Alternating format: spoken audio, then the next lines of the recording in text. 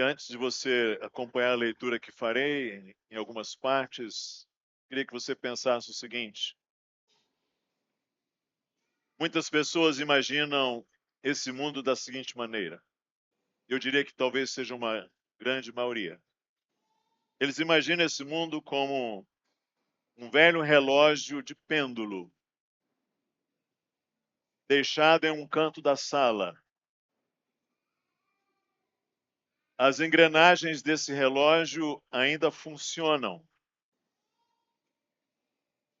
mas o relojoeiro está ausente. É assim que alguns imaginam esse mundo. Criado com alguma perfeição, as coisas funcionam em suas leis naturais, funcionando por conta própria, mas sem cuidado ou relação. Mas a palavra desta manhã tem o seguinte título: não é máquina, é mesa. E eu queria pedir licença para uma referência pessoal. Eu cresci numa casa de 4 homens, somos 4 filhos homens, éramos 5, nós somos 4. E como homens, meninos dão trabalho às mães. Mas eu me esqueci.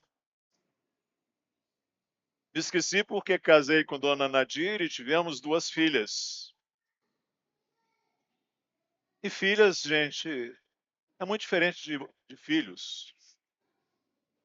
As meninas foram tranquilas, comiam um pouco.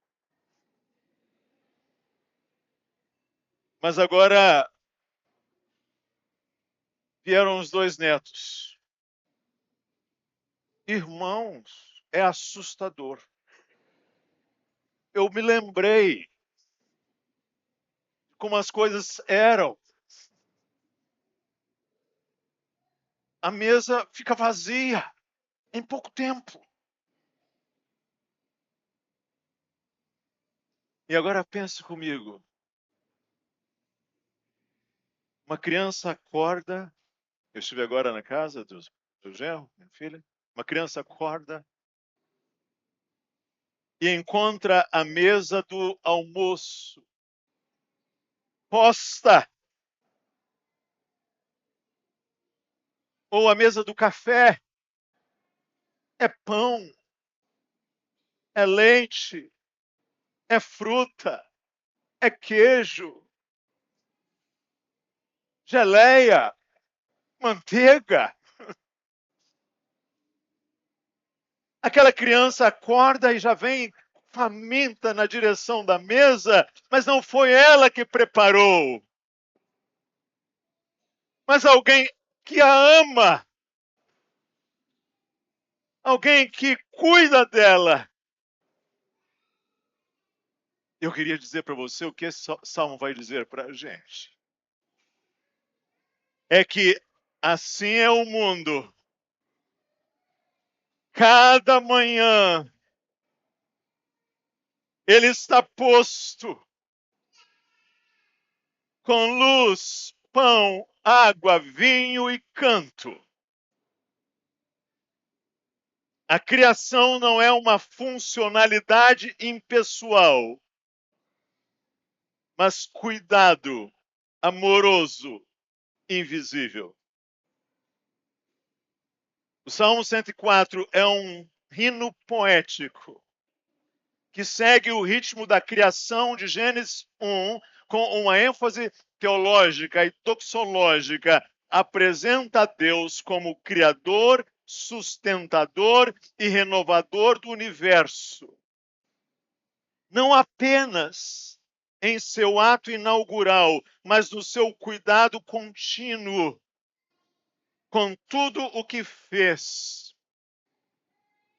Esse salmo é um confronto ao paganismo, pois mostra o sol a lua, as águas, os ventos e animais, não como deuses, mas servos do Deus bom.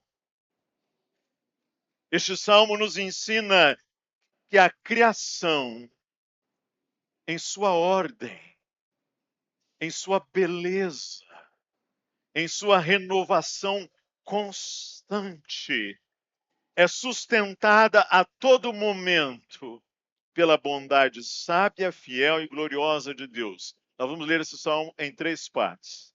A primeira, a bondade que estrutura e sustenta o mundo criado. Segundo, a bondade que alimenta, irriga e organiza a vida. Terceiro, a bondade que vivifica, renova e conduz ao louvor. E no final nós vamos tentar responder a seguinte pergunta: como podemos viver com confiança e adoração em um mundo instável, complexo e passageiro? Peço que você acompanhe a leitura que faremos dos versos 1 a 9. Bendize, ó minha alma, ao Senhor. Senhor Deus meu, como tu és magnificente, sobrevestido de glória e majestade, coberto de luz como de um manto. Tu estendes o céu como uma cortina, pões nas águas o vigamento da tua morada, tomas as nuvens por teu carro e voas nas asas do vento. Fazes a teus anjos vento e a teus ministros labareda de fogo. Lançaste os fundamentos da terra, para que ela não vacile em tempo nenhum. Tomaste o abismo por vestuário e a cobriste. As águas ficaram acima das montanhas. A tua repreensão fugiram à voz do teu trovão. Bateram em retirada, elevaram-se os montes, desceram os vales até o lugar que lhes havia preparado. Puseste as águas divisa, que não ultrapassarão, para que não tornem a cobrir a terra. Sabe, irmãos, o Senhor se veste de luz, Ele estende os céus, Ele cavalga os ventos, Ele firma a terra sobre os fundamentos. Observe, Ele delimita os mares, Ele contém o caos com a sua palavra.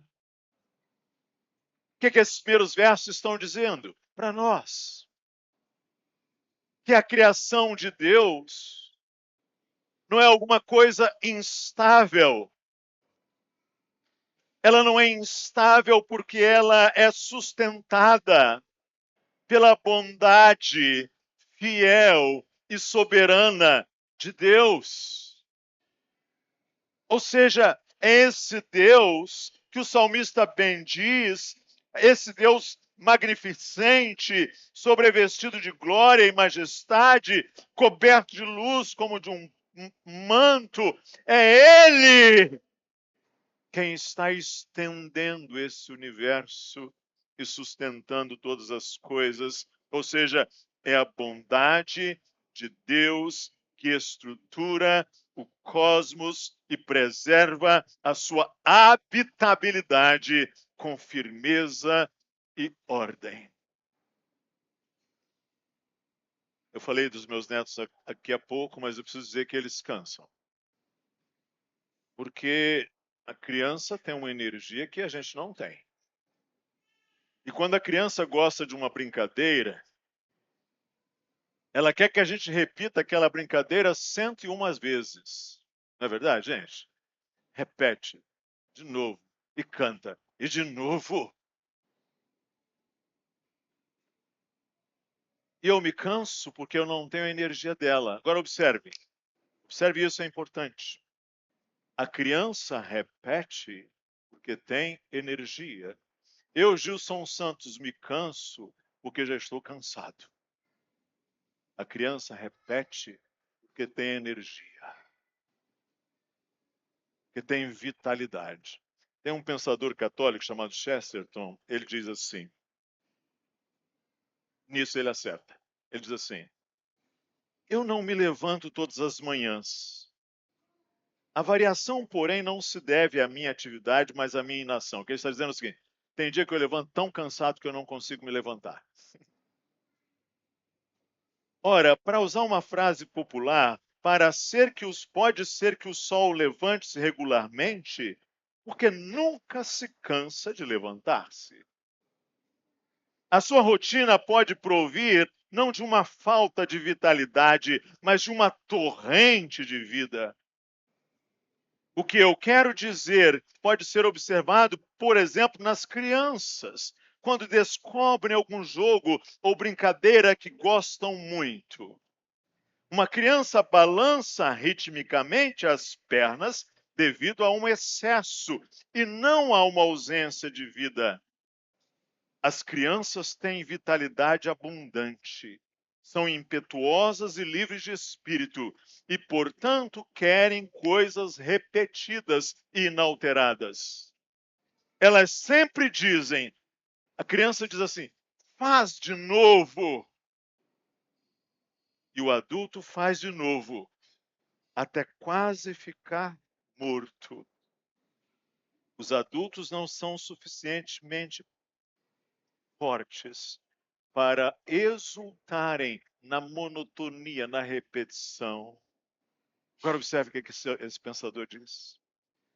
Mas talvez Deus seja suficientemente forte para exultar na repetição.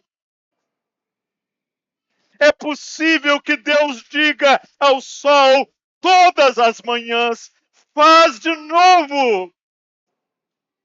E diga à lua todas as noites: faz de novo. E diga ao pássaro: canta novamente. E diga à flor: abra-se novamente.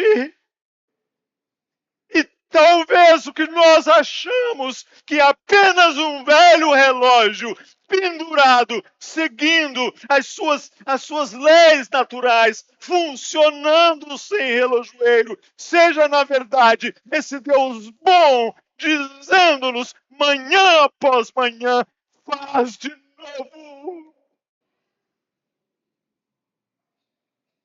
Pode ser que não seja uma necessidade automática.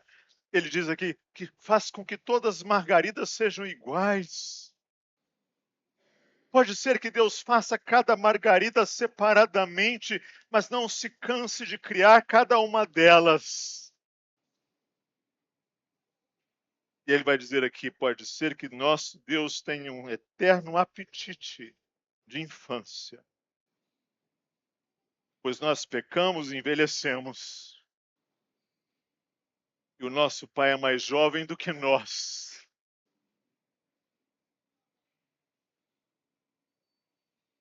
O nosso Pai é mais jovem do que nós. Que talvez você tenha aquela imagem de um Deus medieval velho e cansado. Mas Deus ele tem mais vitalidade, mais vigor, mais energia do que eu. E a repetição da natureza pode não ser uma simples recorrência. Ela pode ser um bis de teatro. Já foi ao teatro? Quando o teatro fala bis, bis, bis, bis. O céu pode ter pedido bis ao passarinho. Pôs um ovo. Deus faz isso. É o que o salmista está dizendo. Todas as manhãs. Agora vamos aos versos 10 a 26. Fazes rebentar fontes no vale, cujas águas correm entre os montes. Dão de beber a todos os animais do campo. Os jumentos selvagens matam a sua sede. Junto delas tem as suas aves do céu, as aves do céu, o seu pouso. E por entre a ramagem desferem o seu canto. Do alto da tua morada regas os montes. A terra farta-se do fruto de tuas obras. Fazes crescer a relva para os animais e as plantas para o serviço dos homens, de sorte que da terra tire o seu pão. O vinho que alegra o coração do homem, o azeite que lhe dá brilho ao rosto, e o alimento que lhe sustém as forças. Avigoram-se as árvores do Senhor e os cedros do Líbano que ele plantou, em que as aves fazem seus ninhos. Quanto à cegonha, a sua casa é nos ciprestes. Os altos montes são das cabras montezinhas, e as rochas o refúgio dos arganazes. Fez a lua para marcar o tempo. O sol conhece a hora do seu ocaso. Dispões as trevas e vem a noite, na qual vagueiam os animais da selva. Os leãozinhos rugem pela presa e buscam de Deus o sustento. Em vindo o sol, eles se recolhem e se acomodam nos seus covis. Sai o homem para o seu trabalho e para o seu encargo até a tarde. Que variedade, Senhor, nas suas obras, todas com sabedoria as fizeste, cheia está a terra das tuas riquezas. Eis o mar vasto, imenso, no qual se movem seres sem conta, animais, pequenos e grandes, pois por ele transitam os navios, e o monstro marinho que formaste para nele folgar. Essa bondade de Deus que alimenta, que irriga, que organiza a vida. Observe, Deus provê aqui, observe, água para os animais e plantas, alimento e beleza para os homens, abrigo para as criaturas. Ele regula o tempo, ele alterna dia e noite, ele nos dá condições de alternar trabalho e descanso. Enche a terra e o mar com diversidade e abundância e beleza, e até o Leviatã, que está aí no verso 26, o monstro marinho, brinca diante dele. O salmista está dizendo para nós é que a bondade de Deus se expressa em providência generosa, em ciclos ordenados, em alegria viva. Sabe, às vezes a gente passa por momentos difíceis. É uma doença, é um desemprego, é uma tribulação, ou um deserto.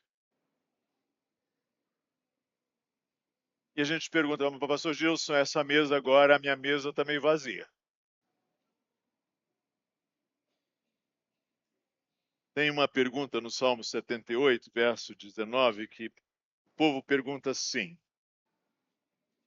poderá Deus, porventura, preparar-nos mesa no deserto?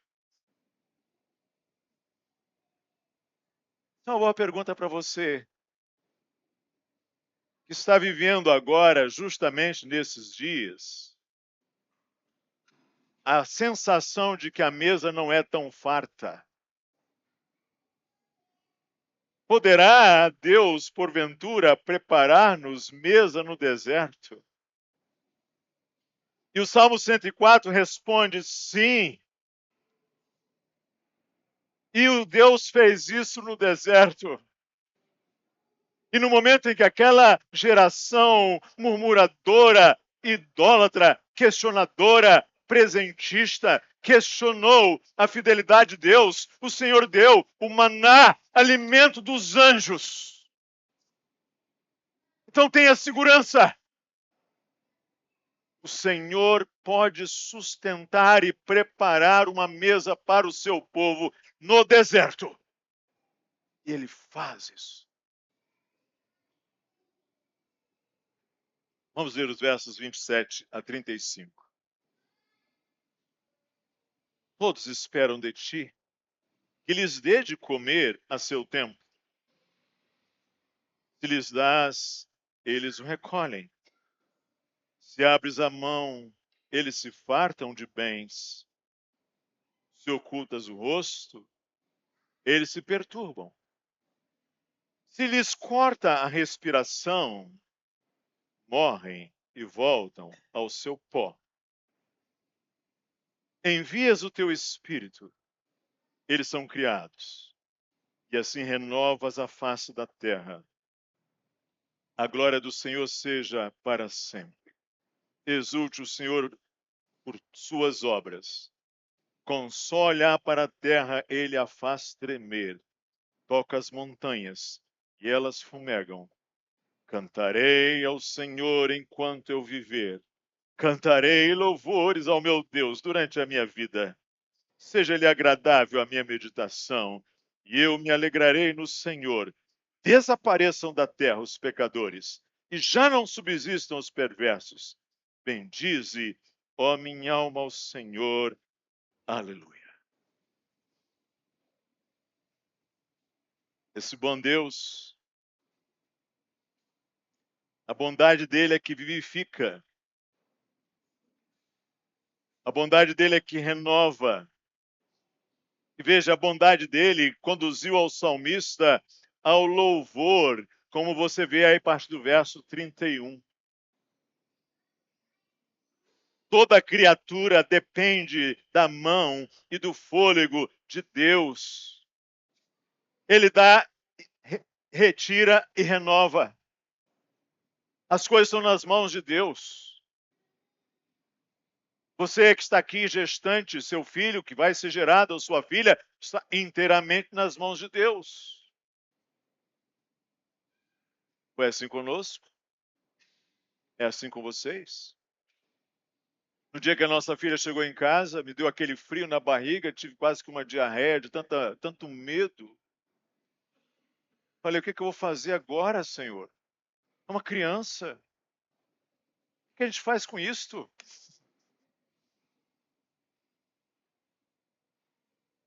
O Senhor cuidou. O Senhor cuida. Peça ao Deus que cuide. Você depende dele. Cada movimento de respiração do seu filho, da sua filha, está nas mãos do Senhor. Você não tem o controle sobre isto, sobre tudo. Ele dá, retira e renova. E o salmista exulta com temor e prazer. Ele deseja, observe, ao ver essa riqueza, essa variedade, que claramente não estamos vendo aqui em todos os detalhes dessa beleza do Salmo, o salmista exulta e ele deseja que toda a criação cante. Ele deseja, inclusive, que o mal saia da terra, porque é tudo tão bonito, é tudo tão extraordinário, que ele não quer essa nota dissonante que é o pecado. Ele deseja até que os perversos desapareçam, para que tudo celebre essa bondade de Deus. Essa bondade de Deus que é gloriosa, é santa, e o louvor é sua resposta justa. O melhor que você pode fazer por todas as manhãs, que o Deus eterno está dizendo a este mundo, faz de novo.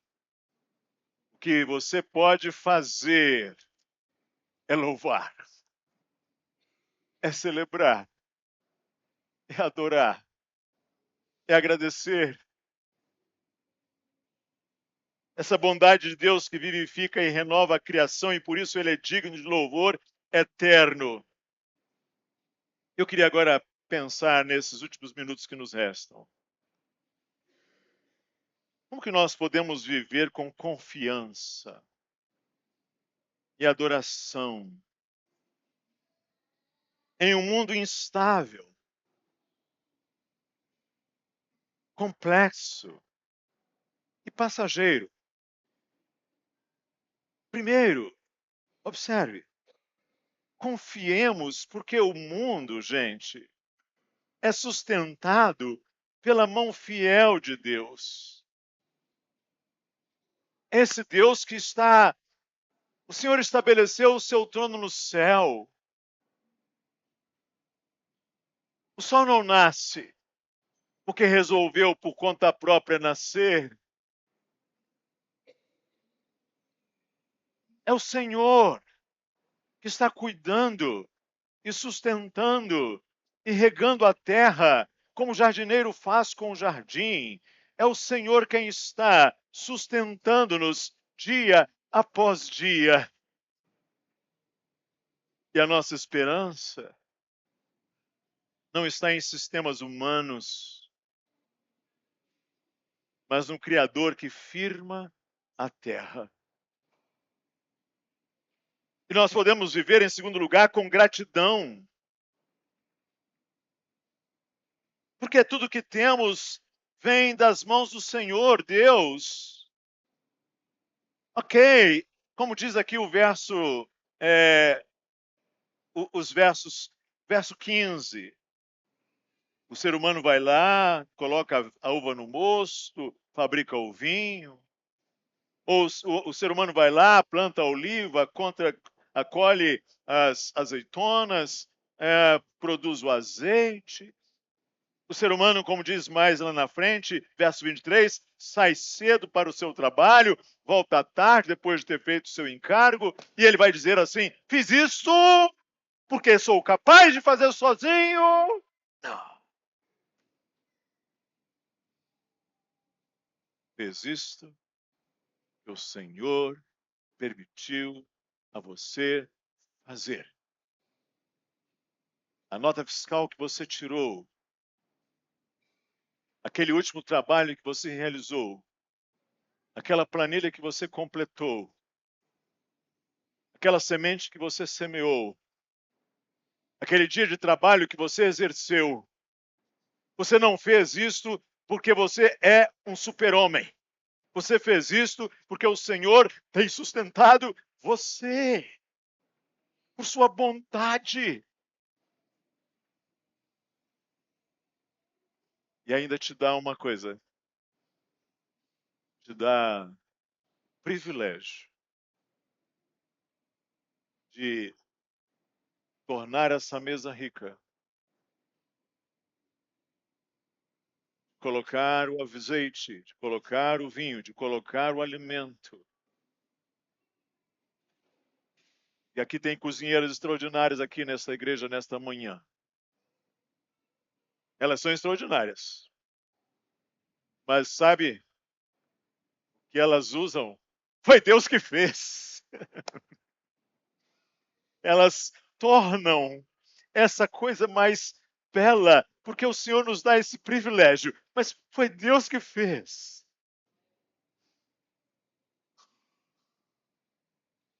Hoje o restaurante substitui a casa. Nossas famílias são pequenas e a cultura moderna vive de fast foods, os aplicativos, a gente chama lá, nossa pizza, os micro-ondas, cada um no seu canto, sozinho com a sua bandeja, que a mesa perdeu o seu valor. Mas o Salmo 104 nos lembra o seguinte: a criação foi pensada como mesa compartilhada entre o Criador e a criatura. Meus amados irmãos, para nós é banquete contínuo. Cada dia é o Criador convidando o banquete. E nós podemos respeitar os ritmos que Deus estabeleceu no tempo e no corpo. Há ritmos. O Criador nos chama a vivermos com sabedoria, os ciclos que ele ordenou. O Senhor nos chama, e veio a tarde, a manhã e o dia seguinte, e no sexto dia, e no sétimo dia descansou. O Senhor nos chama a viver nesse universo, nessa realidade, nesse ambiente criado por Ele, com sabedoria, com discernimento. Às vezes eu, na minha insensatez, não observo os ritmos do Senhor, os tempos do Senhor, e quero fazer a parte de Deus, e quero fazer a parte de Deus e do mundo, mas a sabedoria em entender os ciclos. Agora é hora de sossegar, descansar. Dizer aos filhos, filho, agora é hora de dormir. Agora é hora de acordar. Agora é hora de ir para a escola. Agora é hora de almoçarmos. Aprender os ciclos. O Criador nos ensina isto. E adorarmos com temor e prazer, porque a criação canta a glória do Senhor, aquele pássaro canta a glória do Senhor. Minha esposa escreveu esses dias, ela observou lá o pássaro, lá em cima daquele para-raio, em cima daquela caixa d'água. No fim da tarde, aquele pássaro estava a ver o sol cair e ele emitia o seu canto. E aquele canto não veio do acaso, aquele canto glorifica o Criador e o ser humano feito à imagem de Deus na sua insensatez se revolta contra o Criador e o blasfema.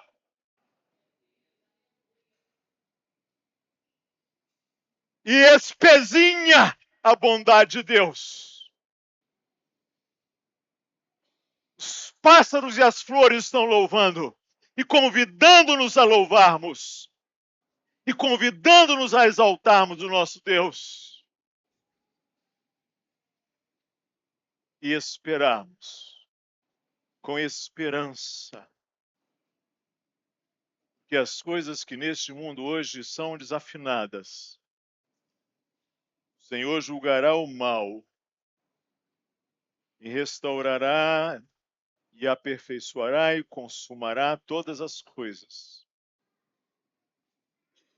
Desapareçam da terra os pecadores, não subsistam os perversos. Bendize, ó minha alma, ao Senhor. Aleluia! Enquanto o pecado perturba o mundo,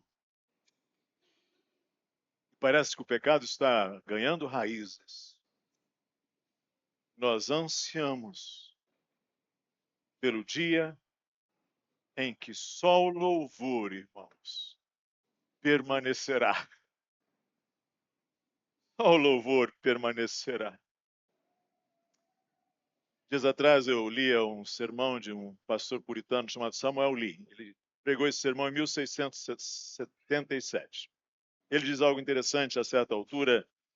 Diz assim: a terra está cheia da sua bondade. Ele espalhou e encheu as mesas de Heliogábalo. Ele está falando aqui que Deus encheu as mesas daquele imperador cruel. Deus fez o sol nascer na casa de Heliogábalo. Deus fez a chuva cair sobre o terreno de Heliogábalo. Ou seja, com seus tesouros ocultos, não há habitante que não esteja carregado dos seus benefícios, por mais que os abuse em luxo, orgulho e devassidão. É a mesa do Senhor que ele está abusando. Entenda isso.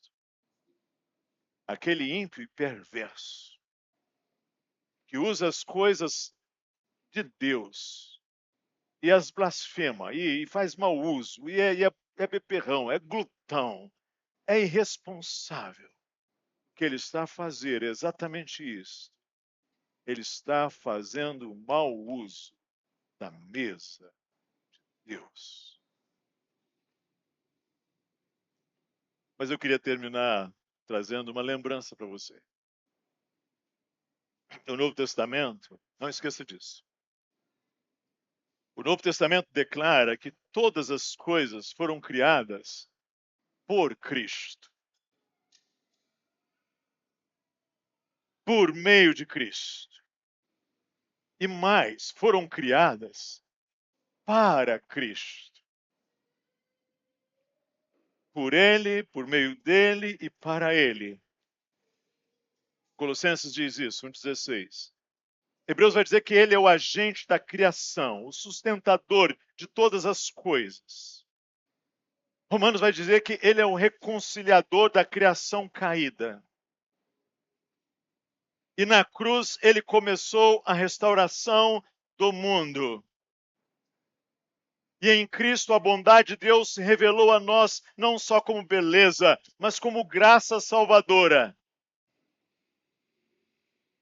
E essa mesa que você vê foi criado por Ele, por meio dele, para Ele. Esse sol que está brilhando agora, e que se Ele não voltar vai brilhar novamente.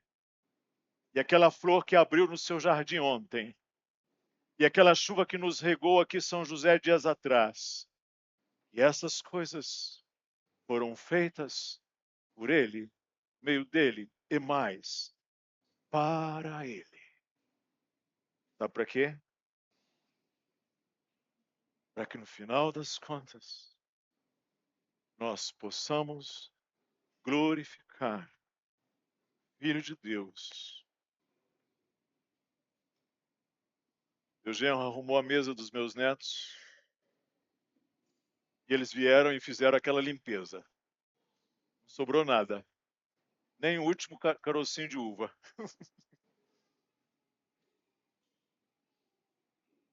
Eu chamei aquele Jean e falei assim: Deus te abençoe. Deus te sustente. Deus te recompense. Sabe o que Deus quer que você faça diante de toda essa grandiosidade do mundo criado? Você louve o Filho dele. Você glorifique o Filho dele. Porque tudo foi criado por ele, para a glória dele. Que você nunca perca isso de vista. Lembra Emaús? Lembra Emaús? Ele chega na vila de Emaús. É dia da ressurreição. Aqueles dois homens estão cegos. Não entendem que é Cristo ressuscitado. Jesus é o hóspede, mas ele senta-se ali. E ele abençoa o pão à mesa com os discípulos. E Caravaggio pinta aquela cena que é extraordinária. Quando ele parte o pão, aqueles discípulos assustam-se. Tão impressionados, tão surpreendidos. Porque é ele. Assim, meus irmãos, essa mesa comum que nós vemos todos os dias tem uma presença oculta, mas é real. É assim a criação.